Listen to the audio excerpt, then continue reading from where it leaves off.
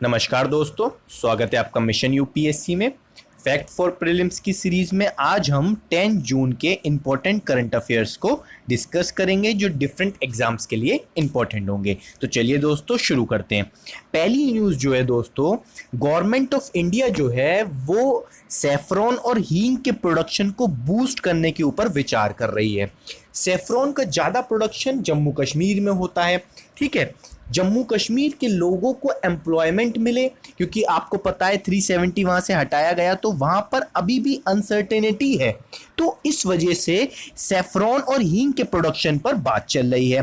दो इंस्टीट्यूट के बीच में पार्टनरशिप हुई है, institute of Himalaya bio resource and technology के बीच में and department of agriculture Himachal Pradesh के बीच में। दोस्तों इनमें क्या है, सेफ्रॉन की और हींग की जो डिमांड है, जो प्रोडक्शन है, उसको बढ़ाने पे विचार करा गया है।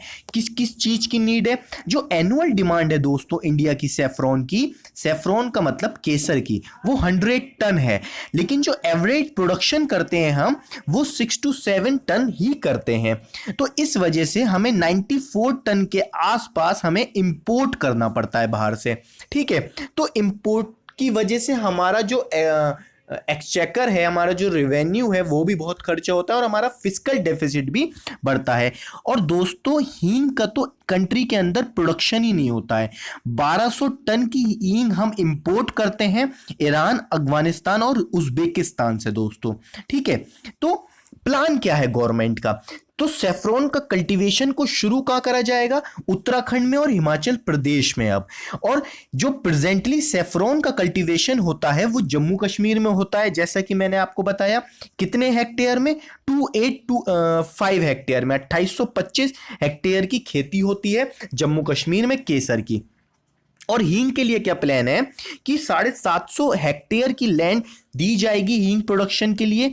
और नेशनल ब्यूरो जो है हमारा प्लांट जेनेटिक रिसोर्स का पालमपुर का, उसने 6 एडिशनल हींग की चीज़ों को ईरान से ले भी लिया है, जिससे वो प्रोडक्शन कर सकें उसका, ठीक है। तो ये गवर्नमेंट ऑफ इंडिया हमारा सेफ्रॉन और हींग की प्रोडक्शन पर प्लान कर रही है दोस्तों। अब इसका इफेक्ट और इसकी इंपॉर्टेंस क्या है दोस्तों? एक तो बेनिफिट मिलेगा हिमाचल प्रदेश के लोगों को, ठीक है, और उत्तराखंड के लोगों को। वहां पर जो है फार्मिंग इनकम इंक्रीज होगी। और जब दोस्तों रूरल एरियाज में मनी सप्लाई अच्छे से हो जाती है ना, तो डेवलपमेंट बहुत तेजी से हो जाता है। क्योंकि गांधी जी ने एक बार कहा था कि भारत गांव में बसता है, तो हमें विलेज में एम्पावरमेंट पहुंचानी है। दूसरी चीज क्या इंपॉर्टेंट है दोस्तों? रूरल डेवलपमेंट होगा। जब इनकम पहुंचेगी तो वहां पर हींग की फैक्ट्रीज लगेंगी, जिससे हींग का डिस्ट्रीब्यूशन होगा डिफरेंट स्टेट्स में और डेवलपमेंट होगा उस एरिया के अंदर। और लाइवलीहुड, जो आपका लिविंग स्टेटस है, वो भी इंक्रीज होगा दोस्तों। और एक नए तरीके के इनोवेशंस होंगे, स्किल डेवलपमेंट होगा और कैपेसिटी बिल्डिंग होगी हमारे देश की, ठीक है। दूसरी न्यूज ये है, जो चाइना है वो डीपेस्ट पॉइंट जो है हमारी अर्थ का, मरियाना ट्रेंच दोस्तों, वहां पर पहुंच चुका है, ठीक है। ये एक्सपीडिशन 23 अप्रैल को हुआ था। चाइना ने एक नया रिकॉर्ड बनाया है। कौन कौन सी टेक्निक यूज करी है ये इंपॉर्टेंट है। एक्वास्टिक टेक्निक और वीडियो ट्रांसमिशन के थ्रू चाइना ने इसको अंजाम दिया है, और हाई प्रेशर डेप्थ डिटेक्शन के थ्रू, ठीक है दोस्तों। तो चाइना ने मरियाना ट्रेंच की तरफ क्यों रुख करा दोस्तों?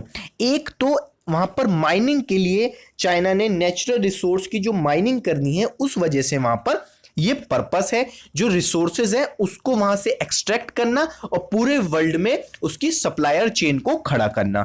2011 में डील हुई थी चाइना और इंटरनेशनल सीबेड अथॉरिटी के बीच में कि आप एक्सप्लोर कर सकते हैं polymetallic sulphide 10,000 square kilometre Indian ocean में 15 साल के लिए। मतलब 2011 में चाइना और इंटरनेशनल सीबेड अथॉरिटी के बीच में एक डील हुई थी कि आप इंडियन ओशियन में 15 साल के लिए आप पॉलीमेटेलिक सल्फाइड को 10,000 स्क्वायर किलोमीटर में आप एक्सप्लोर कर सकते हैं दोस्तों। तो अब बात आती है कि इंटरनेशनल सीबेड अथॉरिटी क्या है दोस्तों। इंटरनेशनल सी बेड अथॉरिटी क्या है? इसका गठन 1994 में हुआ था United Nation Convention on the laws of seas के तहत, अनक्लॉज के तहत। ये दोस्तों क्या करती है, जो हमारे ओशियंस हैं, जो हमारी सी हैं, उनकी मिनरल रिलेटेड एक्टिविटीज को चेक करती है कि कोई देश अपनी मोनोपोली तो नहीं खड़ी कर रहा है, तो कोई देश पूरी एक सप्लायर चेन अच्छे से मेंटेन कर पा रहे हैं और ज्यादा एक्सट्रैक्ट तो नहीं कर रहे हैं, जो हमारा एनवायरमेंट है वो मेंटेन रह रहा है नहीं रह रहा। तो ये सब चीजें इसके द्वारा देखी जाती हैं। एक ऑब्जर्वर भी है इनका यूनाइटेड नेशन में, जो 1996 में बना था। हेडक्वार्टर का है दोस्तों जमैका में, और 167 मेंबर्स की इसकी टोटल संख्या है। ठीक है, याद रखिएगा हेडक्वार्टर और मेंबर्स। ओके, तो इंडिया और इंटरनेशनल सी बेड अथॉरिटी के बीच में क्या क्या संबंध है उसके बारे में भी चर्चा करते हैं। ठीक है, इंडिया मेंबर बना इंटरनेशनल सी बेड अथॉरिटी का 1987 में दोस्तों। इंडिया ने स्टेटस लिया पायनियर इन्वेस्टर का इंटरनेशनल सी बेड अथॉरिटी से, और इंडिया को अलॉट करेगा 1.5 lakh square kilometre of central Indian ocean के, जहां पे वो एक्सट्रैक्ट कर सकता है। मिनिस्ट्री ऑफ अर्थ साइंस ने एक डाटा एक्सप्लोर करा है कि मतलब एक डाटा दिया है जो जो इंडिया ने एक्सप्लोर कर चुके हैं अब तक। 4.7 million ton of nickel, 0.5 million ton of cobalt, 4.29 million ton of copper and 92.59 million ton of manganese. ये सब हम एक्सप्लोर कर चुके हैं, जो हमें इंटरनेशनल सी बेड अथॉरिटी की तरफ से हमको कहा गया था। ठीक है दोस्तों, नेक्स्ट न्यूज क्या है? बागजन ऑयल वेल फायर। आप सुन रहे होंगे दोस्तों कि असम में एक ऑयल वेल के अंदर बहुत ज्यादा आग लग चुकी है। ये ऑयल वेल जो था ऑयल इंडिया लिमिटेड का था, गवर्नमेंट था। 9 जून को 2020 को इसमें आग फैली, और जो लीक था वो 27 मई से ही चालू था। मतलब ऑलमोस्ट 14 दिन हो चुके थे लीकेज होते होते। बहुत सारा डैमेज हुआ है, गैस लीक हो चुकी है वहां के आसपास के एरिया में। और दोस्तों, जब भी ऐसी कोई घटना होती है तो एनवायरमेंट को और ह्यूमन बींग्स की जो हेल्थ सिस्टम है उसको सबसे ज्यादा इफेक्ट जाता है। और स्मोक बहुत तरफ फैला, तो नेशनल फोर्सेस लगाई गई, एनडीआरएफ लगाई गई, इंडियन एयर फोर्स लगाई गई, इंडियन आर्मी लगाई गई, जो इन सबके बचाव कार्य में आगे की तरफ काम कर रही है। तो इफेक्ट क्या हुआ आपको पता है? असम में मगुरी बेल वेटलैंड है, ये फ्लोरा एंड फौना अफेक्ट हुए हैं इसके, क्योंकि कंडेंसेंट डिपोजिशन था उस एरिया के अंदर। इस वजह से इनको फ्लोरा एंड फौना को बहुत इफेक्ट हुआ है, एनिमल्स को और जो पेड़ हैं, ट्रीज हैं, उनको बहुत इफेक्ट हुआ है। डिब्री शाइकोवा नेशनल पार्क है, वहां पे गैंगेटिक डॉल्फिन वहां पे रहती हैं, तो उनको भी बहुत इफेक्ट हुआ है, उनके हेल्थ सिस्टम को, और बहुत सी पक्षियों की डेथ भी हो चुकी है दोस्तों। पैडी फील्ड्स को इफेक्ट हुआ है, वेटलैंड, पॉन्ड्स, पानी को खरा इफेक्शन हुआ है, मतलब पानी में जो कंटेमिनेशन है वो बहुत हाई लेवल पर पहुंच चुका है। तो बहुत सारी सिचुएशन वहां पर अनस्टेबल के तौर पे है दोस्तों। ठीक है, नेक्स्ट न्यूज है virtual trade fair of India. Virtual trade fair की आप वीडियो कॉन्फ्रेंसिंग के थ्रू ट्रेड फेयर हुआ। ये किसने कंडक्ट कराया? Export promotion council. बहुत इंपॉर्टेंट है दोस्तों, याद रखिएगा किसने कंडक्ट कराया? Export promotion council. इसमें मेनली इंडस्ट्रीज किसने पार्टिसिपेट करा? Fashion, jewellery and accessories. 200 Indian exporters ने भी पार्टिसिपेट करा। ऑनलाइन फेयर लगाई है।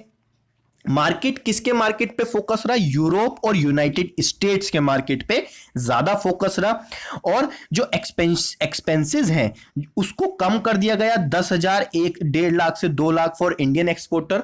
इसका मतलब ये है दोस्तों, जब वैसे फिजिकली ट्रेड फेयर रखता था तो 1 से 2 लाख रुपए लग जाते थे एक एक्सपोर्टर के अपने माल को प्रकाशित करने में, दिखाने में।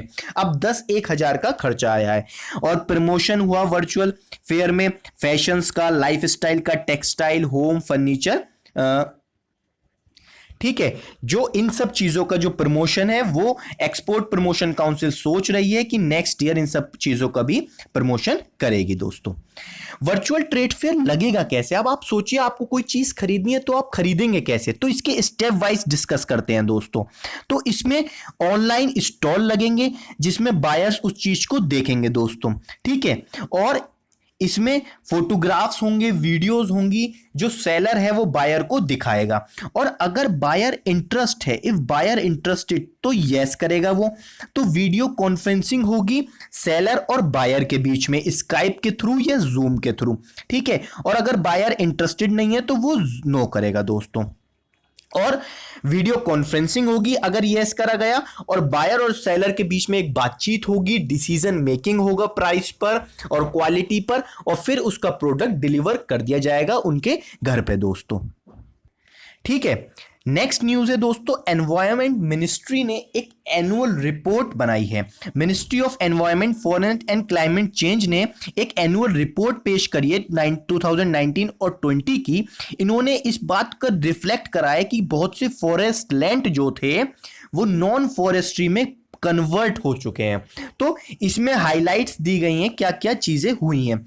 स्टेट वाइज डिटेल ये है दोस्तों कि 11,467 11,467 हेक्टेयर के लैंड को 2019 का जो फॉरेस्ट कंजर्वेशन एक्ट है 1980 का, उसके तहत 932 प्रोजेक्ट्स नॉन फॉरेस्ट्री में कन्वर्ट कर दिए गए। मैं आपको सिंपल चीज में समझाऊं कि इतने लैंड को, जो फॉरेस्ट लैंड था उसे नॉन फॉरेस्ट्री में कन्वर्ट कर दिया, जो माइनिंग सेक्टर में और डिफरेंट सेक्शंस में उसको दे दिया गया। तो कितने प्रोजेक्ट बने उस पे? 932 प्रोजेक्ट दोस्तों। सबसे ज्यादा जो डिवीजन हुआ है इस लैंड का स्टेट वाइज वो ओडिशा में हुआ है दोस्तों, ठीक है। ओडिशा में हुआ है 14 इन नंबर, और इतने हेक्टेयर 4514 हेक्टेयर का लैंड यहां पर डाइवर्स हुआ है, जो फॉरेस्ट लैंड था उसको नॉन फॉरेस्ट्री में कन्वर्ट कर दिया। उसके बाद दोस्तों तेलंगाना में 11 प्रोजेक्ट को डाइवर्ट करा गया, जिसमें 2055 हेक्टेयर लैंड को कन्वर्ट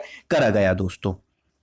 कैटेगरी वाइज डिटेल देखेंगे तो सबसे ज्यादा जो फॉरेस्ट लैंड था उसको माइनिंग प्रोजेक्ट और इरिगेशन प्रोजेक्ट। तो इससे आप अंदाजा लगा पाएंगे इरिगेशन की जरूरत तब होगी जब फार्मिंग लैंड ज्यादा बढ़ रहा होगा है। और दूसरी चीज, हमें पानी सप्लाई की जरूरत तब है जब हम फैक्ट्री स्टैब्लिश करेंगे, इंडस्ट्री स्टैब्लिश करेंगे। तो इसका मतलब उस तरफ डेवलपमेंट की तरफ आगे सरकारें बढ़ रही हैं, ठीक है।